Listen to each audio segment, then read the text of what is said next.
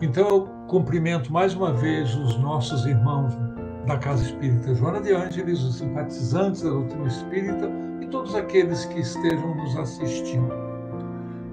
Nas segundas-feiras, nesse horário das 19 horas, nós temos o nosso encontro com o Evangelho, que nós estamos tendo hoje. E nas terças-feiras, às 20 horas, a Casa Espírita Joana de Ângeles promove palestras doutrinárias, onde discorrem assuntos da doutrina, do Evangelho de Jesus, com a sua mensagem consoladora. E todas as nossas palestras ficam gravadas à disposição dos interessados na página da Casa Espírita Joana de Ângeles no YouTube. É comum, ao início do nosso trabalho, que nós façamos uma leitura de uma mensagem para criar um ambiente propício ao entendimento da mensagem da noite. Para isso, nós selecionamos uma mensagem do Espírito de Emmanuel, do livro Caminho, Verdade e Vida, psicografado por Francisco Cândido Xavier, com o nome Semeadura. Disse Jesus: mas, tendo sido semeado, cresce. Isso está em Marcos, no capítulo 4, no versículo 32. É razoável que todos os homens procurem compreender, diz Emmanuel, a substância dos atos que praticam nas atividades diárias. Ainda que estejam obedecendo a certos regulamentos do mundo, que os compelem a determinadas atitudes, é imprescindível examinar a qualidade de sua contribuição pessoal no mecanismo das circunstâncias, porquanto é da lei de Deus que toda semeadura se desenvolve. O bem semeia a vida, o mal semeia a morte. O primeiro, o bem, é o movimento evolutivo na escala ascensional em direção à divindade. O segundo, o mal, é a estagnação. Muitos espíritos, de corpo em corpo, nas suas múltiplas encarnações, permanecem na Terra com as mesmas recapitulações durante milênios. A semeadura prejudicial condicionou-os à chamada morte no pecado. Atravessam os dias resgatando débitos escabrosos e caindo de novo pela renovação da sementeira indesejável. A existência deles constitui largo círculo vicioso, porque o mal se enraiza ao solo ardente e árido das paixões ingratas. Somente o bem pode conferir o galardão da liberdade suprema, representando a chave única suscetível de abrir a porta sagrada do infinito à alma ansiosa. Haja, pois, em cada um de nós o suficiente cuidado a cada dia, porquanto o bem ou o mal, tendo sido semeados, crescerão junto de nós, de conformidade com as leis que regem a vida. Vamos fazer a nossa prece inicial, costumeira na abertura de nossos trabalhos. Deus, nosso Pai de infinita bondade, sê conosco nessa hora em que buscamos o encontro com o Evangelho, em que buscamos o encontro com Jesus, pois que as nossas necessidades são grandes e a nossa ânsia por absorvermos os ensinamentos de Jesus é tamanho, para que nos livremos do sofrimento que há tanto tempo nos agonia, nos mortifica. Sê conosco, Pai bendito, para que esses momentos em que nos encontramos com o Evangelho de Jesus sejam de real proveito a nossos espíritos tão necessitados. Ampara-nos no nosso intento, agora e sempre. Em teu nome, Pai bendito, em nome de Jesus, nosso Mestre e nosso amigo, em nome dos nossos amigos espirituais, mentores da nossa casa e de cada um de nós, nós abrimos a nossa tarefa desta noite, o nosso encontro com o Evangelho. Que a tua paz, ó Pai amado, esteja conosco. Que assim seja. Jesus, quando esteve na terra, tinha o pleno conhecimento das fraquezas da humanidade. Tinha certeza de que ainda precisávamos de guias seguros e conhecia em profundidade as nossas limitações e a nossa incapacidade para o entendimento pleno dos ensinamentos, da revelação que ele estava trazendo ao mundo há quase 2000 anos. Aí então Jesus nos falava através de parábolas. Buscava nas situações do dia a dia daquelas pessoas, nas situações do dia a dia daquela humanidade, na nossa situação, pois que éramos a humanidade naquela época, tentando nos ensinar aquilo que precisávamos para o nosso encaminhamento em direção ao Pai Criador. Mas Jesus sabia das nossas fraquezas, como dissemos, e que os seus ensinamentos, que a sua boa nova, teria várias interpretações que seriam encarados de diversas maneiras pelo homem, principalmente após a sua morte, quando ele nos deixasse.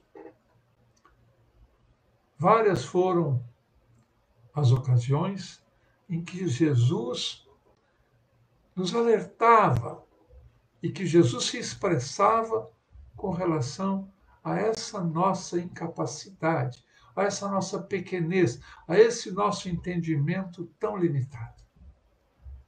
Uma delas, talvez a mais importante para nós, um pouco antes dele nos deixar, foi a promessa de um Consolador. Jesus nos disse, nos prometeu, que pediria ao Pai que nos enviasse no futuro um Consolador que viria restaurar tudo o que ele havia dito e que ficaria conosco até o final dos tempos. Essa promessa do Consolador demonstrava claramente que Jesus sabia o que iria acontecer com os seus ensinamentos. Jesus sabia que nós iríamos deturpá-lo, que nós iríamos transformar as suas palavras através do nosso interesse pessoal, que nós iríamos transformar as suas palavras, tão cheias de amor, em motivos de guerras, de ódios. Jesus sabia que mais tarde precisaria deste Consolador, a humanidade precisaria deste Consolador para a restauração de tudo aquilo que ele estava ensinando e que certamente estaria sendo alterado, deturpado, esquecido ao longo do tempo. Um segundo momento em que Jesus deixa claro que ele sabia da nossa pequenez de entendimento, que ele percebia quão frágeis eram para nós as suas palavras, já que o entendimento era tão pequeno de nossa parte? Um segundo ponto foi quando ele nos enunciou a parábola do semeador.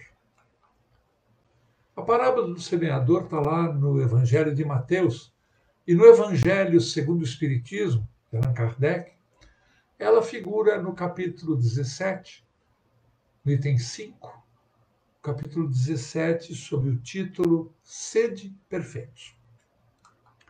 Diz Mateus: tendo Jesus saído de casa, naquele dia, estava assentado junto ao mar, e ajuntou-se muita gente ao seu redor, de sorte que, entrando num barco, se assentou e toda a multidão estava em pé na areia. E falou-lhes de muitas coisas por parábolas, dizendo: eis que o semeador saiu a semear. E enquanto semeava, uma parte da semente caiu no leito do caminho, e vieram as aves do céu e as comeram. E outra parte das sementes caiu entre pedras, onde não havia terra o bastante, e logo nasceu, porque não tinha terra funda, mas vindo o sol, as queimou e as secou, pois não tinham raiz. E outra parte das sementes caiu entre os espinhos, e os espinhos cresceram e a sufocaram. E outra parte ainda caiu em terra boa, e deu frutos que rendiam a 100 por um, outro a 60 por um, e outro a 30 por um. Quem tiver ouvidos para ouvir, que ouça. Como falamos, isso está lá no Evangelho de Mateus desta forma. A parábola do semeador, ela tem uma característica interessante, uma das poucas parábolas em que Jesus conta a parábola e dá a explicação. Um pouquinho adiante ainda em Mateus, Jesus diz: escutai vós, pois, a parábola do semeador. Ouvindo alguém a palavra do reino e não a entendendo, vem o maligno e arrebata o que foi semeado do seu coração. Esta é a semente que foi semeada no leito do caminho. O que foi semeado entre pedras é o que ouve a palavra e logo a recebe com alegria, mas não tem raiz em si mesmo. Antes é de pouca duração. E chegada a angústia e a perseguição por causa da palavra, logo se ofende. E a que foi semeada entre espinhos é o que ouve a palavra, mas os cuidados deste mundo e a sedução das riquezas sufocam a palavra e fica infrutífera. Mas a que foi semeada em boa terra é aquele que ouve e compreende a palavra e dá fruto. E um produz 100 por uma semente, e outro por uma, e outra por 30, e outra por 60 por semente. Mateus capítulo 18, no versículo 18 a 23.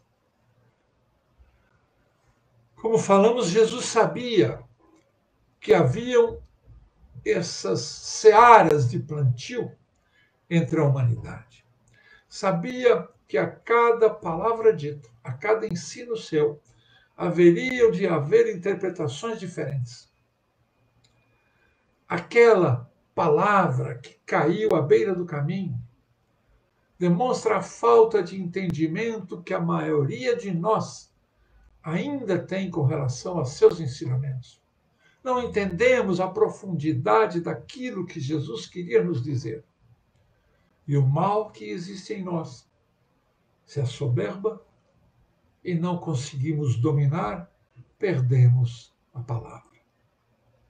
Aquela palavra do ensinamento de Jesus, da parábola do semeador, entre pedras, a semente entre pedras, representa aqueles de nós que recebem a palavra com entusiasmo, com alegria, popularmente a gente costuma chamar de fogo de palha, né? Mas essas palavras não penetram com profundidade no coração das pessoas. Ficam apenas na exterioridade.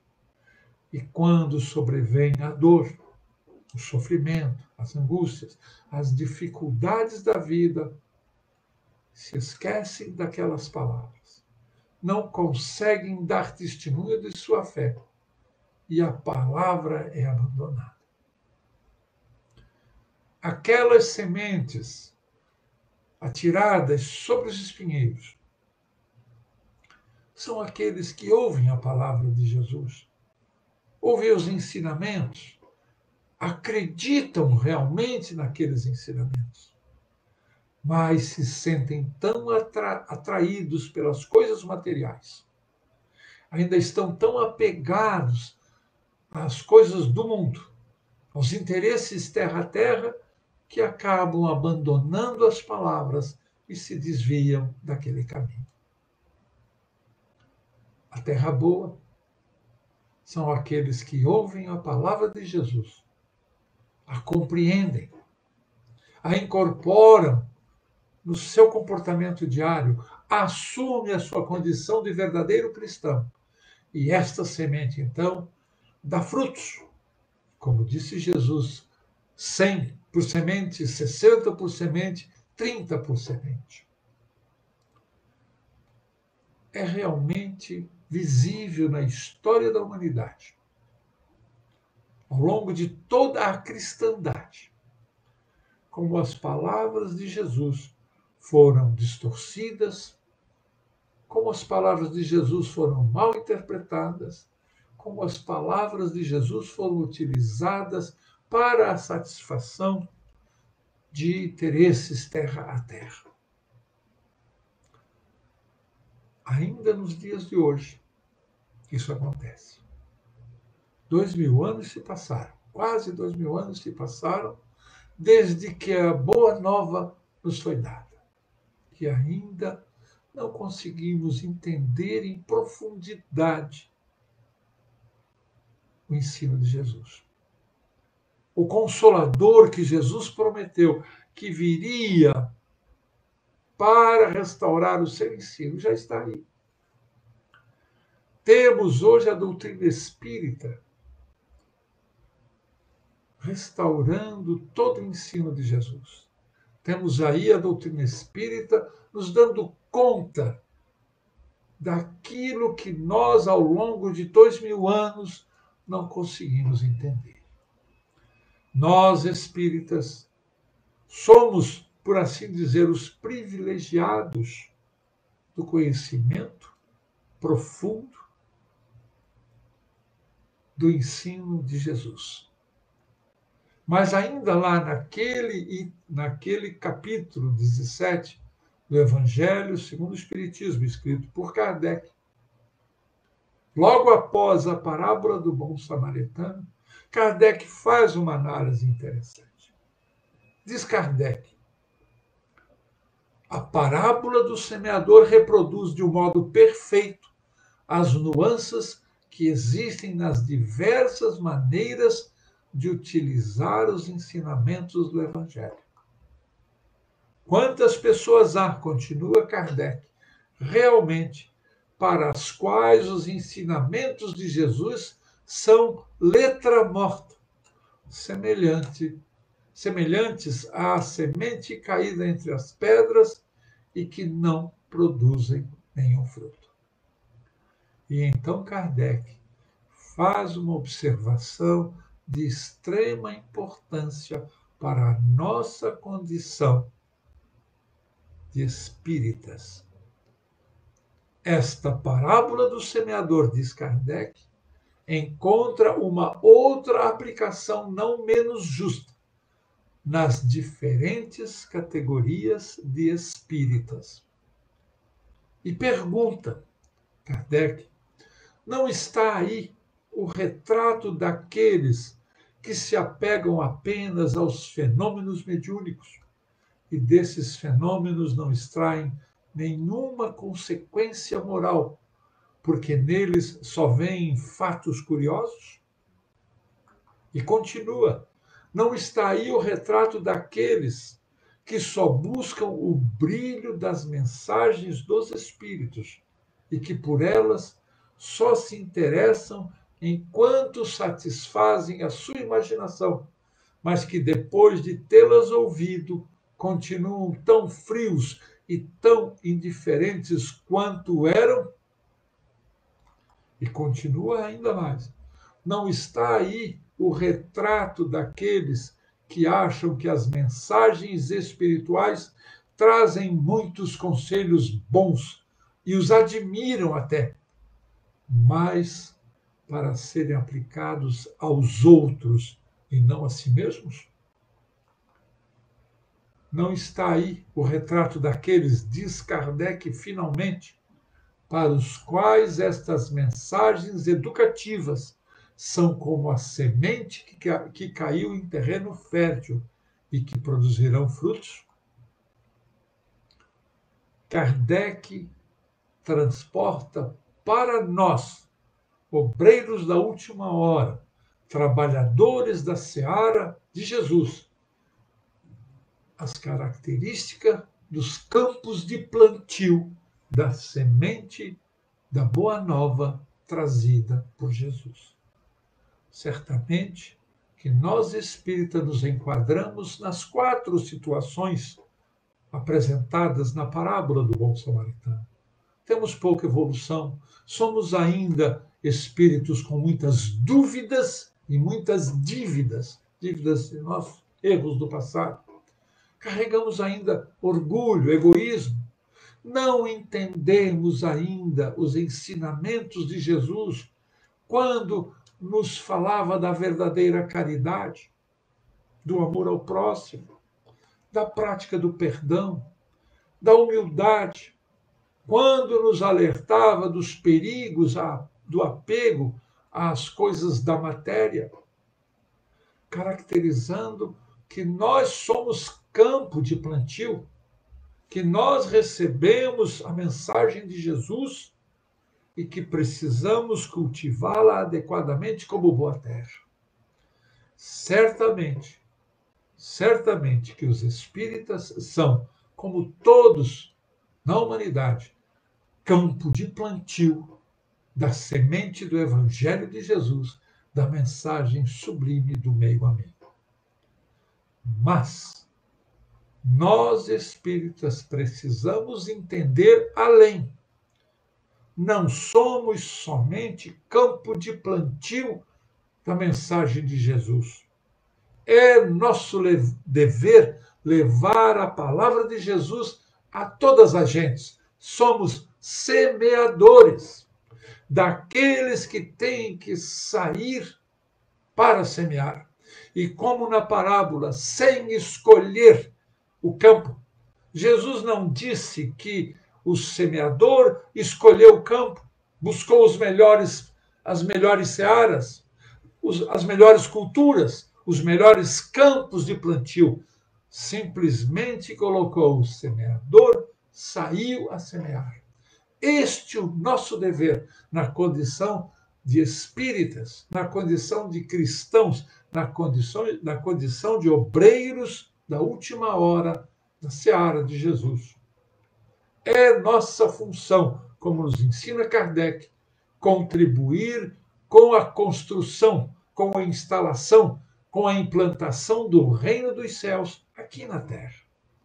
Somos espíritos imperfeitos, sabemos disso, mas já devemos carregar em nós a disposição ao trabalho, o esforço para o domínio da matéria pelo nosso espírito. É importante que nós tenhamos em mente este nosso dever de semeadores, de divulgadores da Boa Nova. Devemos entender que nós não podemos nos constituir em sonegadores do bem que os ensinos de Jesus já fizeram em nós e que continuam fazendo a cada instante das nossas vidas. Não podemos nos constituir em sonegadores do bem que a doutrina espírita, o cristianismo redivivo, o Consolador prometido, tem feito em nós e que certamente continuará fazendo, pois que Jesus disse que nos acompanharia até o final dos tempos.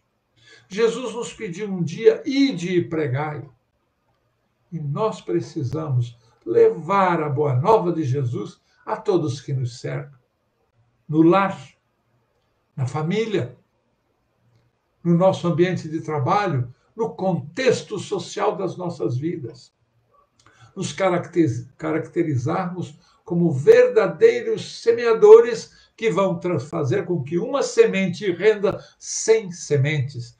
Este é realmente o objetivo da semeadura: fazer com que uma semente renda 100 sementes. Não apenas acharmos para nós mesmos a felicidade, levarmos aquilo de bom que a doutrina já trouxe para nós, para aqueles que estão à nossa volta. Não é proselitismo, é pura, a mais pura e legítima caridade. Não é proselitismo, não temos que converter ninguém à doutrina espírita, não precisamos tentar convencer ninguém a ouvir as nossas prédicas, a adentrar as casas espíritas. Não precisamos impor a nossa crença àquelas pessoas que ainda não estão prontas para isso. Mas, na condição de semeadores, precisamos estar atentos às oportunidades, às necessidades à nossa volta. Principalmente neste momento que nós estamos vivendo, neste momento de pandemia, tantas angústias, tantos medos, tantos corações angustiados, amedrontados, quanto sofrimento daqueles que partem, daqueles que ficam, daqueles que estão hoje nos hospitais, da pobreza, da fome, da miséria, do abandono, da violência e todas as consequências maléficas que nós estamos vivenciando a partir desta situação criada por esta pandemia. Quanto desentendimento relacionado à causa útil dos sofrimentos pelos quais estamos passando. É dever nosso, repito, estarmos atentos às oportunidades e às necessidades à nossa volta. Temos dificuldades, sem dúvida nenhuma, mesmo dentro da família. Aquele esposo que não acompanha a esposa, aquele filho que não ouve os conselhos dos pais, aquele irmão que destoa do outro, aqueles que rechaçam, que têm dificuldade do entendimento das palavras de Jesus, do próprio ensino da doutrina espírita. Para estes, nós temos uma grande ferramenta, que é a exemplificação. André Luiz nos disse que palavras induzem, exemplos arrastam. É através do nosso exemplo, principalmente, que nós poderemos ser os grandes semeadores da mensagem de Jesus. É através da exemplificação que haveremos de executar o nosso plantio, o plantio do ensinamento de Jesus nos corações daqueles que nos cercam e, quiçá, um dia em todos os corações de todos os homens em toda a Terra, em todo o planeta Terra. Kardec, quando incluiu a parábola do samaritano naquele capítulo 17 do Evangelho segundo o Espiritismo, demonstrou uma sabedoria muito grande. Ele inseriu a parábola do bom samaritano num capítulo onde ele exortava sede perfeitos. Ou seja, não há condição alguma de atingirmos a perfeição se não plantarmos o Evangelho de Jesus no coração nosso e de todas as gentes. A perfeição individual não existe.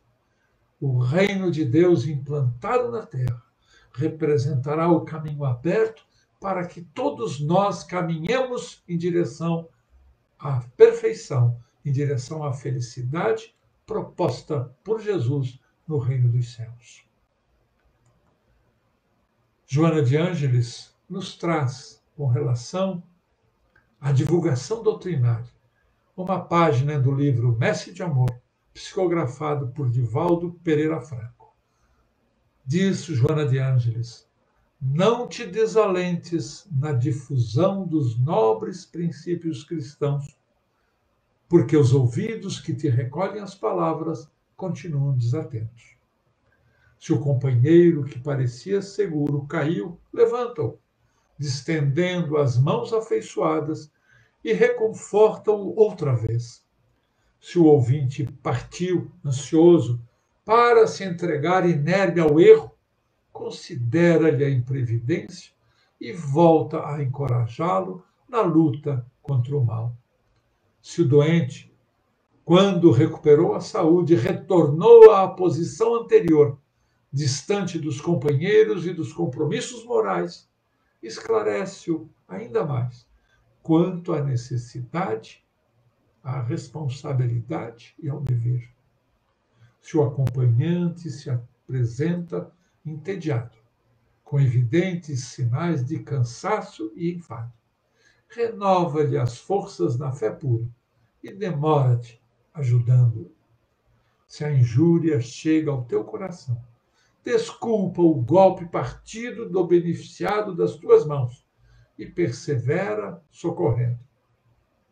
Se a maldade enrosca os teus pés no poste da aflição, examina a própria atitude e permanece amparando. Se desprezado, não revides com azedume e esforça-te para ser útil. Se insultado pelos comensais dos teus carinhos e dos teus ensinos, esquece qualquer ofensa e ampara sem mágoa. O desatento é um espírito imaturo. O perseguidor é instrumento de várias enfermidades. O zombeteiro ignora-se. O imprevidente é criança espiritual. O mal é náufrago de si mesmo. No meio de todas as deserções e todos os fracassos, originados da pobreza de forças que te rodeiam, busca alento novo em Jesus, estando seguro que és apenas servidor em tarefa de auxílio e que todos os resultados a Jesus pertencem, como todo o bem dele procede.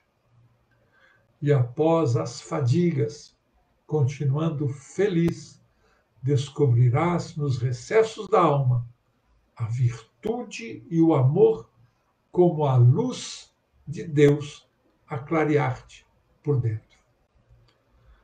Somos semeadores, meus irmãos, artífices de nosso destino de felicidade, mas ninguém é feliz ao lado de um irmão que necessita ainda do entendimento da luz com a qual Jesus já iluminou a nossa vida. Emmanuel, para encerrar, nos diz, usando as palavras iniciais da parábola de Jesus: eis que o semeador saiu a semear. E continua: todo ensinamento do Divino Mestre é profundo e sublime na menor expressão. Quando se dispõe a contar a parábola do semeador, começa com um ensinamento de inestimável importância que vale a pena relembrar. Não nos fala que o semeador deva agir através do contrato com terceiras pessoas, e sim que ele mesmo, o semeador, saiu a semear, transferindo a imagem para o solo do Espírito, em que tantos imperativos de renovação convidam os obreiros da boa vontade à santificante lavoura da elevação, somos levados a reconhecer que o servidor do Evangelho é compelido a sair de si próprio, a fim de beneficiar os corações alheios. É necessário desintegrar o velho cárcere do ponto de vista para nos devotarmos ao serviço do próximo, aprendendo a ciência de nos retirarmos da escura cadeia do eu. Excursionaremos através do grande continente denominado interesse geral. E na infinita extensão dele encontraremos a terra das almas, o campo dos plantios, sufocada de espinheiros, ralada de pobreza, revestida de pedras ou intoxicada de pântanos, oferecendo-nos a divina oportunidade de agir a benefício de todos. Foi nesse roteiro que o divino semeador pautou o ministério da luz, iniciando a celeste missão do auxílio entre humildes tratadores de animais e continuando através dos amigos de Nazaré e dos doutores de Jerusalém, dos fariseus palavrosos e dos pecadores simples, dos justos, dos injustos, dos ricos, dos pobres, dos doentes do corpo e dos doentes da alma, dos velhos, dos jovens, das mulheres e das crianças. Segundo observamos, o semeador do céu ausentou-se da grandeza a que se acolhe e veio até nós, espalhando as claridades da revelação e aumentando-nos a visão e o discernimento. Humilhou-se para que nos exaltássemos e confundiu-se com a sombra, a fim de que a nossa luz pudesse brilhar, embora lhe fosse fácil fazer-se substituído por milhões de mensageiros, se desejasse. Assim, meus irmãos, afastemo-nos, pois, das nossas inibições e aprendamos com Jesus a sair para semear. Vamos orar. Deus de infinita bondade, somos gratos e felizes com esse encontro com o Evangelho, verdadeiro encontro com Jesus. Que todos nós tenhamos realmente sentido a presença do meigo Nazareno em nossos lares, em nossos corações. Em teu nome, Pai amantíssimo, em nome de Jesus e em nome dos nossos amigos da espiritualidade, nós encerramos nesta noite o encontro com o Evangelho. Que a tua paz, ó Pai bendito, esteja conosco agora e sempre. Que assim seja.